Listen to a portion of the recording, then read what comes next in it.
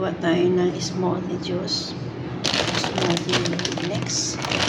So, ito ang nilagay ko dito sa aking mixture. I-blend ko siya hanggang sa mag-smooth siya.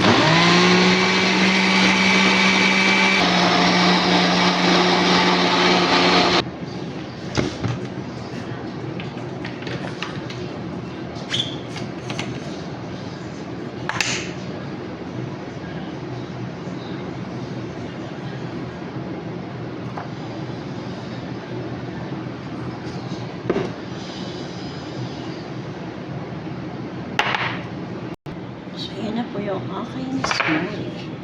Tapos, lagay na natin dito kasi mag-serve na tayo. Yan. Serving for moderables.